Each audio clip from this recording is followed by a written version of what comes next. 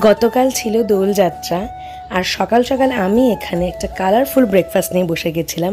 মা বানিয়েছিল দই বড়া আর গ্রহণ ছিল কালকে, তার জন্য আমাকে একটু তাড়াতাড়ি খেয়ে নিতে হয়েছে।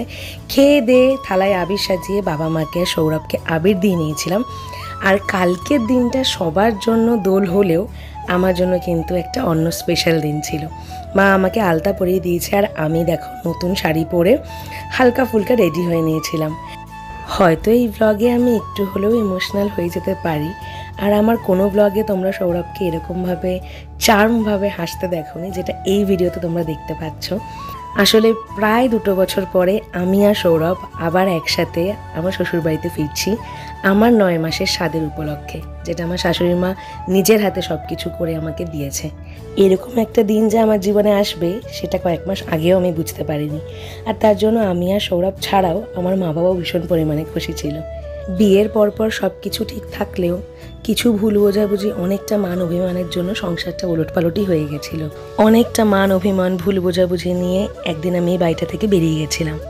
আর আজকে এরকমভাবে এরকম সময় আবার বাড়িতে ফিরে যাওয়া, সমস্ত কিছু আস্তে আস্তে একটু একটু করে ঠিক হয়ে যাওয়া, এটা শুধুমাত্র ঈশ্বরের আশীর্বাদ ছাড়া হয়তো আর কিছুই নয়।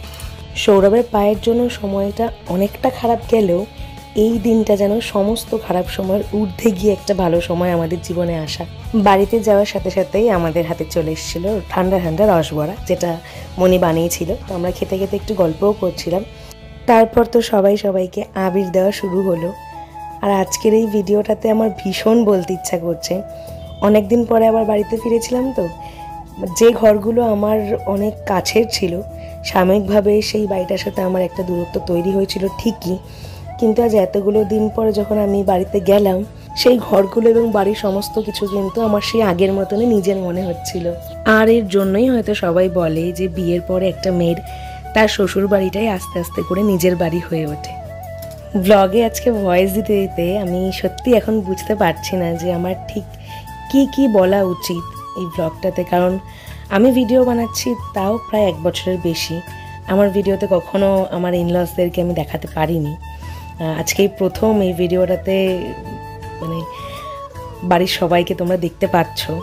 আর এই ভিডিওটা শুধুমাত্র আমার স্বাদ বা দোলযাত্রা উপলক্ষে নয়, আজকে যে বাড়ির সবাইকে তোমরা একসাথে দেখতে পাচ্ছ এটা কিন্তু একটা পরিবারের অনেক দিনের একটা ভুল বোঝাবুঝি ঠিক হয়ে যাওয়া, একটা মিল হয়ে যাওয়ার ভিডিও এটা। আর এখানে দেখো আমার শাশুড়ি মা আমার জন্য কত কিছু রান্না করেছে। মেনুতে ছিল ভাত, 5 রকমের ভাজা, সবজি, লুচি, চানা, সাথে ভেজ ডাল, পোলাও, সর্ষে পনির, চাটনি, পাঁপড়, আর আমার ফেভারিট সিমই আর মিষ্টি ছিল। নতুন শাড়ি পরে দেওরকে একটু খাইয়ে দিয়ে ফাইনালি আমি খেতে বসলাম। আর প্রতি কটা রান্নাই ভীষণ সুন্দর হয়েছিল, আর আমি কিন্তু সব পরিপাটি করে দুপুরবেলায় খেয়েওছিলাম। সন্ধেবেলায় বিরিয়ানির জন্য প্রিপারেশন করা হচ্ছিল। দেখো প্রথমে এখানে এঁচোড় আর আলুটাকে সমস্ত মশলা দিয়ে ম্যারিনেট করে রেখে দেওয়া হলো। সাথে আমি এখানে দই বড়া, চপ একসাথে প্লেটে সাজিয়ে নিয়ে সন্ধেবেলা সবাইকে টিফিন দিয়ে দিলাম। তাই ডাইনিং টেবিলে খাবার গোছাতে গোছাতে ভাবছিলাম বাড়িতে তো সবাই রয়েছে, শুধু আমাদের বিট্টুটাই নেই। তোমরা যারা আমার ভিডিও দেখো তারা জানো যে হঠাৎ করেই বিট্টু আমাদেরকে ছেড়ে চলে যায়। আর ডাইনিং টেবিলে এরকমভাবে খাবার গোছাতে দেখলেই ও উকি দিয়ে দিয়ে আমাকে দেখতো আর চিৎকার করে সেই খাবারটাকে চাইতো। তো সেই সব কিছুকে ভীষণ মনে পড়ছিল। তাই এটাই ভাবছিলাম যে বাড়ির সবাই তো রয়েছে, শুধুমাত্র বিট্টুই মিসিং। ও যে ঘরটাতে থাকতো কালকে যতক্ষণ ওই ঘরে ছিলাম শুধুমাত্র ওর কথাই মনে পড়ে গেছে। এরকম অনেকটা সময় গেছে বাড়িতে যে আমি একা রয়েছে আর আমার সাথে শুধুমাত্র বিট্টু রয়েছে। তাই ওরও একটা জায়গা আমার মনের মধ্যে স্মৃতি হয়ে রয়েছে, যেগুলো কোনোদিন আমি ভুলতে পারবো না। তারপরে সবাই মিলে সন্ধেবেলা খাওয়া দাওয়া করলাম, আর এখানে একটু আমরা 3 জনে গল্প করছিলাম। বিয়ের আগে না আমরা এরকম 3 জনে অনেক একসাথে গল্প করে কাটিয়েছি। বিয়ের পরে তো সেটা হতোই, মাঝে একটু বন্ধ হয়ে গেছিলো, কিন্তু আবার যখন সেই জিনিসটা রিটার্ন আসছে কার না ভালো লাগে বলো। এরপর ফাইনালি বিরিয়ানির লেয়ারটা করে নিচ্ছে মনি। আর তোমরা এখানে দেখতে পাবে এটা কিন্তু পিওর ভেজ বিরিয়ানি, মানে without onion and garlic. Test কিন্তু ননভেজ বিরিয়ানির মতনই হয়। আর তোমরা যে গ্রেভিটা দেখছো ওটা এঁচোড় আর আলু দিয়ে আর বাকি সমস্ত মশলা দিয়ে করা হয়েছে, শুধুমাত্র রসুন আর পেঁয়াজটা ছাড়া।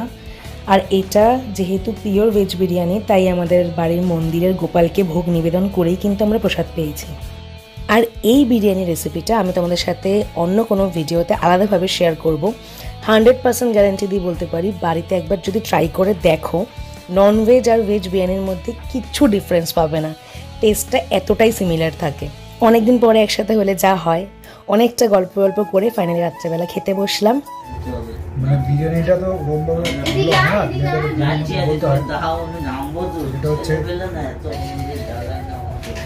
হচ্ছে বিরিয়ানির আলু,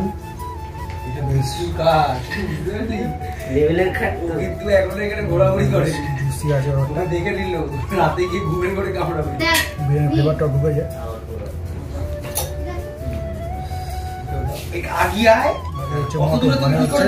গাছপাটা, এই হচ্ছে গাছপাটাটা নিয়ে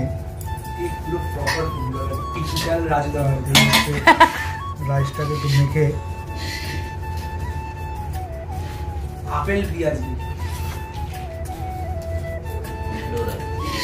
আর পনির চাপটা খেয়ে দেখো। হ্যাঁ, মাখনা পনির, আলাদাই টেস্ট। আমাদের ভিডিওগুলো যদি ভালো লাগে তাহলে ফেসবুক থেকে দেখলে পেজটাকে ফলো করে দিও, ইউটিউব থেকে দেখলে চ্যানেলটাকে সাবস্ক্রাইব করে দিও। দেখা হচ্ছে পরের ভিডিওতে। টাটা।